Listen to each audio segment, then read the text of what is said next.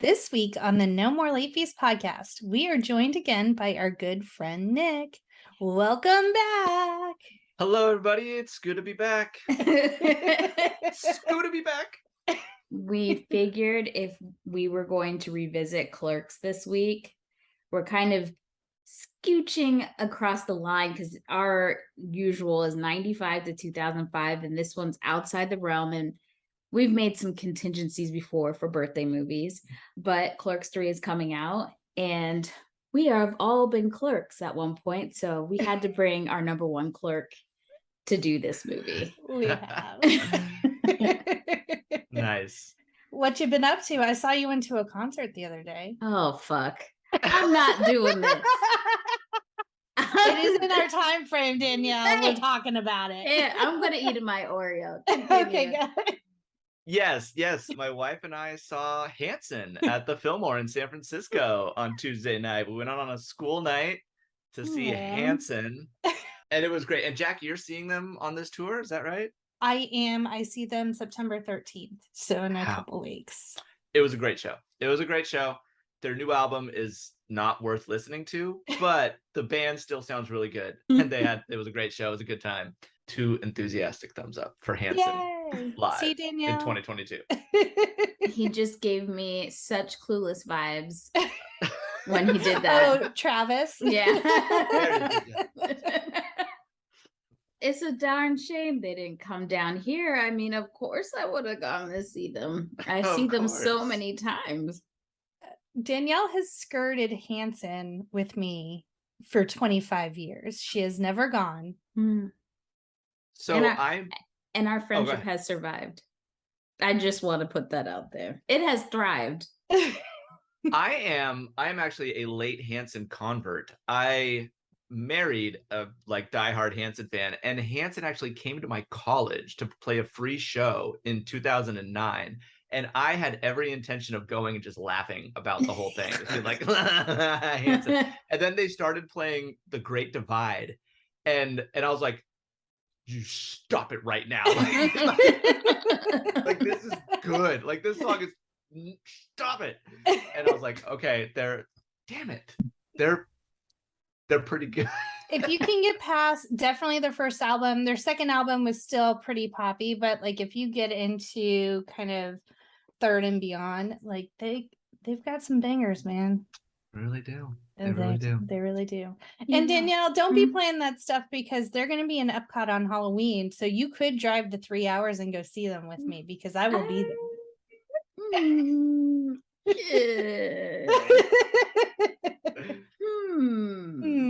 We will already be going to. I'm already driving to Orlando in October to like see you. So, you know, I don't know if I have the budget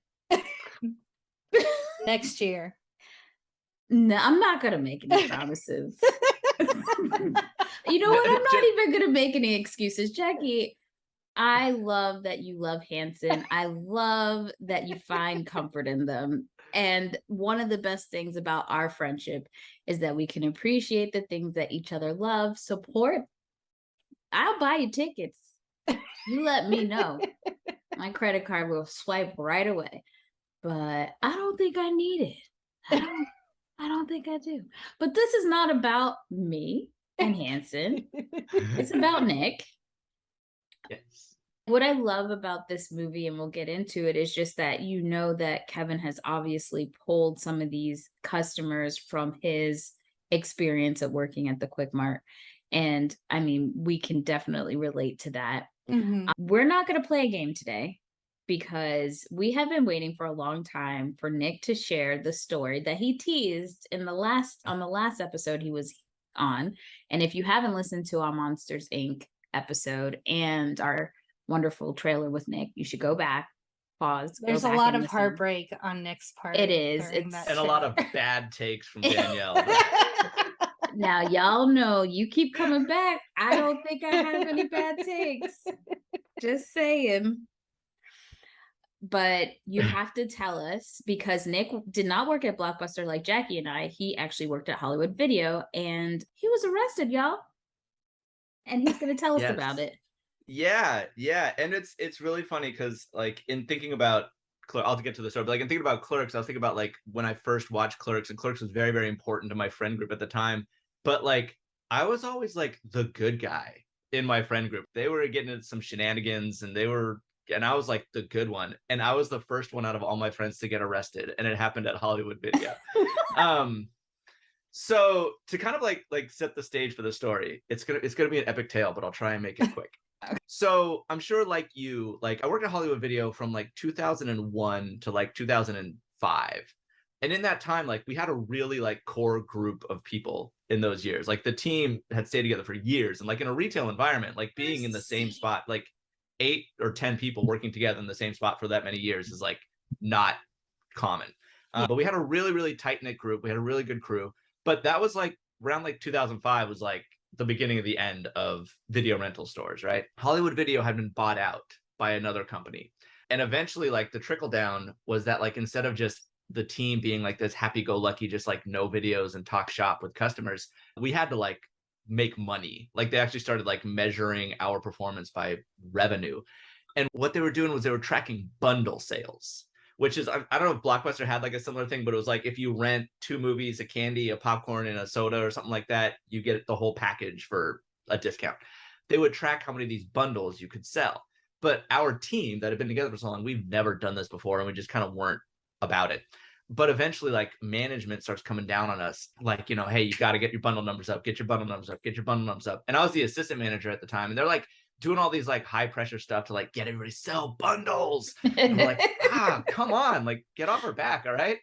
But eventually they literally said like to me and the store manager, like, get your team to sell bundles or we will replace them with people who will.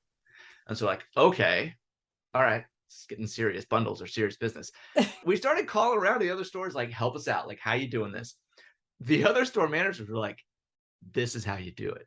Oh no. Apparently. So like the point of sale system had been updated so that if you scan the right combination of items, it would just automatically like say like bundle transaction and then minus, I believe it was like $1.18. Like you save $1.18. So just take like that much money off the transaction just automatically. But when the bundle was first introduced in like 1999, you had to actually like type in like a special code to put that item on the transaction to get the sale. Well, the point of sale system was updated so you scan the right combination of items and it happens automatically, but that code still worked. And it turns out that a soda by itself cost $1.19.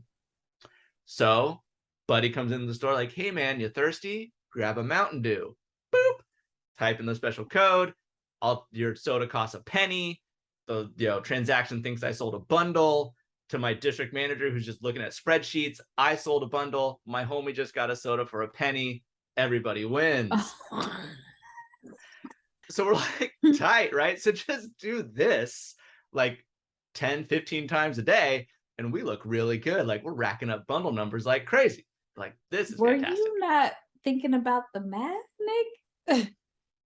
Well, I mean, like, but like everything adds up, right? Like a soda went out of the system. The money went into the register. Like there was nothing. But like, what about the other cost that would go into the bundle besides just the soda? But like, because we never like rung anything up, the system would not say like popcorn is gone or rentals are gone. Like it didn't. So Gotcha. from like an inventory perspective, everything still added up. Like the only thing that was weird was we were like, yeah, we're like, maybe if somebody wanted to look that closely, they would see like we're selling a lot of bundles, but we still have a lot of popcorn. Like, how's that happening? Right. Right. But like, it doesn't look like any popcorn is stolen. It doesn't look like any like, candy is stolen. Because nothing like, was. Nothing was. Like everything is all adding up.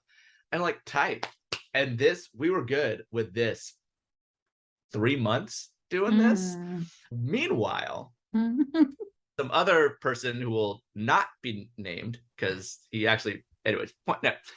He was running his own scheme where he was like grabbing like used movies for sale, like off the shelf and like doing a refund for them and putting that refund on a gift card and taking that gift card over to like our partner video game store and spending that money over there, which is just straight up theft. Yeah, like, right. that's just like, that is just out and out theft.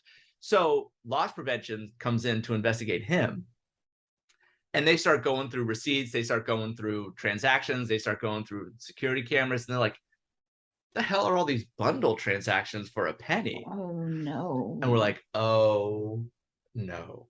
So loss prevention is literally in our store like 6 hours a day, 5 days a week for 2 weeks, just pouring through receipts, pouring through security cameras, taking us back into the office one by one and interviewing us, and just like would not leave us alone, just hounding us. And every single time they're like, I got you, like your name is on the receipt and da da da, like, yeah, I got you. Like, yeah, but look at the like I clocked out. Like you got me for like somebody else using my register. I have no idea what you're talking about. Like we just played dumb and they could not like get it together. So this goes on for weeks, right? But we're like getting kind of stressed out because loss prevention in our store like hours a day, every day, and we're like, oh my god. Eventually, like they pulled me back in, right? And I remember it was like I think it was a weekday morning. My sister was working, and our boy Mikey was working, and loss prevention is there again. They pull me back again, and the district manager is there as well. And they're like, all right, we got you. Like, we got the time clock, we got the register receipt, we got the security camera. We know you're doing this. And I was just exhausted at this point. I was like, all right, fine, fuck it. You got me. The jig is up, right? Will you just fire me and just like let this go? Right. And so the loss prevention manager is like, fine, like here, write this note, sign it, like say you did this, da da da da. And I'm like, all right, yes, I did it. Yes, like, you know, whatever, right? It was me, you got me, whatever, right? So, but then they asked me, like, you know, does everybody else know about this? And I was like, you have no idea. Literally, like, not just everybody at the store, everybody in your district, like, every single employee within like a 15-mile radius of this place is doing this. Like, knows, like, this is huge. Like, so stop like acting like I'm some kind of villain here. Like this whole thing is ridiculous. So I'm like, yeah, everybody is like, everybody knows, every single person except you dumbass. But anyway, so like they're like, okay, and I'm like, all right, fine. Am I fired? Like, can I just go? The loss prevention manager picks up the phone and calls the police. And I'm just like, you gotta be joking, right? And eventually, like, there's this moment that I love in the story where the loss prevention manager is like standing out on the floor talking to 2 or 3 police officers. And I'm in the office talking to my district manager, and he's sweating, right? Like the district manager knows, like, I'm like the oldest tenured employee there. And like this is bad for his store if things start crumbling. And he's like, what do you think's gonna happen to the store? Like if you're gone, right? And I start talking so much shit. I'm like, are you kidding? You got the police out there. This place is going down. This place is gonna fall apart. Like it's like, and they're like, what if we keep the manager? What if we keep Harmander? Like, do you think people will stay if we keep the manager? I'm like, he's gonna be the first one to go. Are you kidding? Like everybody's good. This place is coming like that. I started talking so much shit to this guy, but he's sweating, right? Anyways, so the police come and they take all 3 of us to jail. Me, my sister, Mikey. They put us in the back of, I remember I get in the back of a cop car and he's listening to the Giants game and we're like talking about baseball like on the way. He's like, wait, so what are you being arrested for? I'm like, I guess I sort of stole soda. And they're like, from the video store? I'm like, I know, man. And he's like, this is ridiculous. I'm like, I know. I don't know. I think I was the first one out. They might have put Mikey in handcuffs and walked him out of the store in handcuffs and put him, but like Mikey and I get arrested together. We get booked. My sister gets arrested. And I think my sister had like 17 piercings at the time. And she had to take like every single one of them out as she's getting processed. God. And the cops think this whole thing is hilarious. They're like, I can't believe we're like bringing these 3 kids in here for stealing soda from the video store. This is absurd. So I'm in jail with Mikey. Technically, we got arrested on charges of misdemeanor embezzlement. Yeah. And I'm in jail and there's a phone and I'm like, okay, I only know like 3 phone numbers. I know my home. I'm like, I'm not calling my mom. I know the store. I could call Hollywood Video. I'm like, I'm not calling Hollywood Video.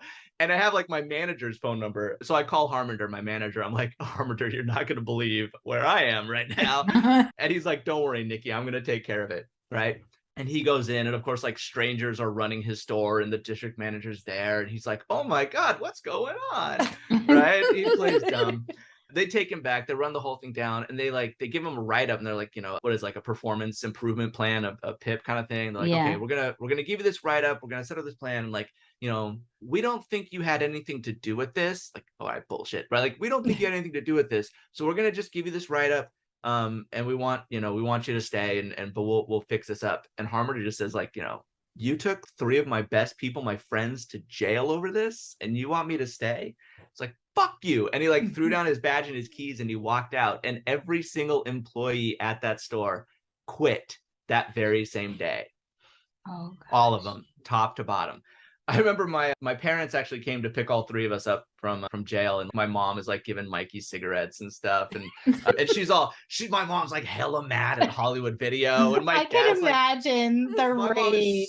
is the rage. She was so mad at Hollywood Video, and my dad is like, Jesus, Pat, what do these kids have to do for you to be mad at them? They just got arrested. Like, what is happening here? It was just nuts. Yeah, and I went in the next day and I like grabbed my, like my stuff that I had left behind. I'm like, good luck, everybody. And that store, of course, Hollywood Video, like the whole company shut down like within 2 years, but that store itself actually closed 6 weeks later. Like it didn't survive that. It was just like, all right, shut it down, close it down. I think it's like a bank now. And like a froyo shop, cut it in half. Anyways, poor Liz having to go by herself. At least you and Mikey were together. Like, and did she even participate in this? Oh, everybody participated in it. Oh yeah. But I was sweating because I was like trying to think. I was like asking the cops, what is misdemeanor versus felony embezzlement? And it's a dollar amount.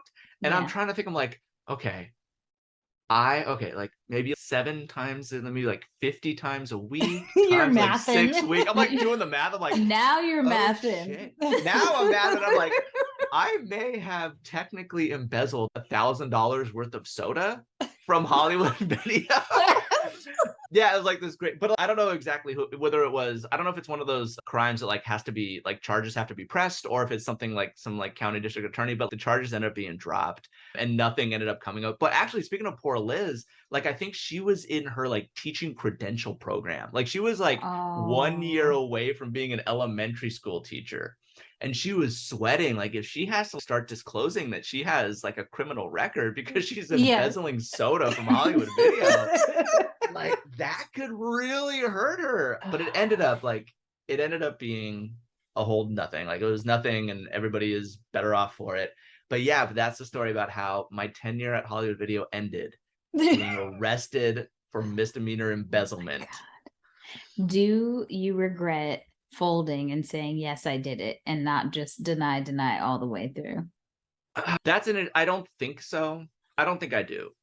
Especially like in hindsight, like everything was so ridiculous. Like the video rental industry at that time was ridiculous. It was just, like it was coming down. Like everything was coming down.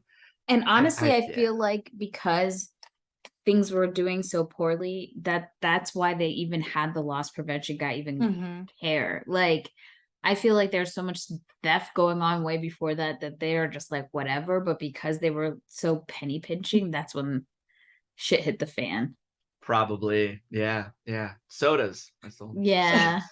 And it's funny because Jackie and I could tell stories of just the absolute blatant theft that was happening within our store, our sister stores, and just people we knew, managers doing all sorts of shady business. Yeah, just like stuff like that. I'm like, it was just ridiculous. Like the whole thing. In the moment, I was very anxious, but I was like, this is so absurd. It's so absurd. It makes a good story now. It's an awesome story. Yeah. Jackie, how far after did everything go down before you found this whole the situation? Because I could imagine Pat probably called your mom to tell her. Oh yeah, we knew right away. I think it was probably like Pat handed Mikey a cigarette and then called my mom and was like, well, Nick and Liz are arrested for stealing soda. And so we and Heather and I are just super confused, like what happened? And then we're thinking like, have we done anything like that at Blockbuster? Are we going down to, is this a national sting operation to see if we're like counterfeiting coupons? But I feel like if we were going to range how bad we were at Blockbuster, like Jackie would never do anything, like ever. She was paying for everything. She wasn't playing games with selling rewards. programs like some people, and she wasn't bundling with the math. If they told me I had to sell something, I was just like, I respectfully decline. Like that, I was just like, I'm not good at it. I'm not pissing customers off to try and sell them something they've been pitched 5 times. I'm not doing it. But I made you look like a good You did. assistant manager, because I might have had a little bit of a tude, but I sold the hell out of whatever they told me to sell. And I might have figured out a way to finagle it, but I wasn't stealing. I was just like, psst, this is what we're going to do.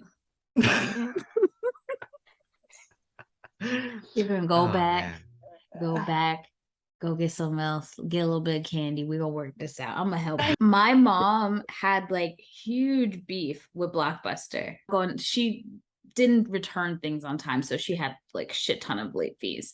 So when I started working there, it worked out because I had my own account and we would just get like free movies. But once I stopped working there, and it must have been like even when Jackie, if Jackie wasn't working or something, and she had to actually go into the store and she had all these late fees, she lost her shit, paid the late fees, and asked for the scissors and cut her Blockbuster card to show them, right? But it turns out at one point, like my brother and sister were like, we want a movie. Like, what?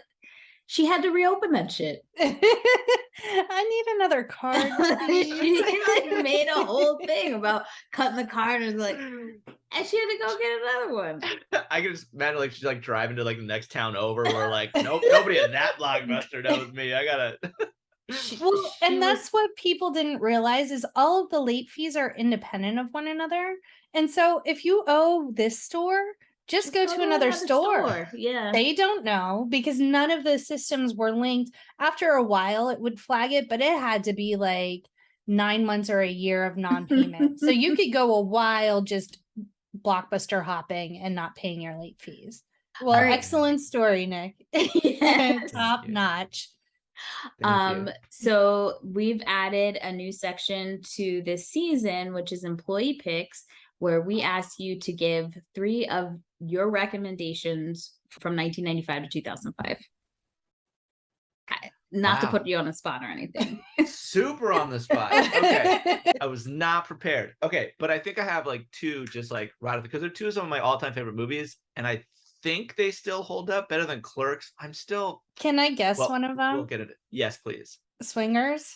1. Yep. I want to go back and watch it, but like because I don't know if there's some masculinity things that don't hold up like they like there was in this one. Yeah. But it's still. So I'm like scared to watch that one now, but it's still in my brain one of my all-time favorites. Another one is Almost Famous. Almost Famous is one of my all-time favorite coming of age stories. Love Almost Famous. Cameron Crowe. Yeah. I was a big Cameron Crowe fan in that era. And then I guess the third one that I'll throw in is if you ever do this one, I am a big Wes Anderson fan, and I know like Wes Anderson junkies are kind of like, no, that is like, it's kind of too mainstream to be Wes Anderson, but I still get a kick out of Life Aquatic with Steve Zissou. I forgot to tell you, Jackie, add Nick to Life Aquatic. So hit us up on our socials. If you have any commentary, if you have questions for the jailbird, hit us up on TikTok, Instagram, Twitter, Facebook, or YouTube. And stay tuned for our Clerks episode with Nick later this week. And as always, be kind and rewind. And don't go to jail. Don't steal soda, kids. Dare didn't prepare us. It ends in taking out all of your piercings. Yes. It's just not worth it. It's not worth it. Nah. It's not. Mom's angry at the store. Dad's very confused as to why mom's not angry at the kids. It's a whole Po's laughing at you. It's not a good look. The whole thing becomes a joke, and you just don't want it. Just don't bother. Okay, bye.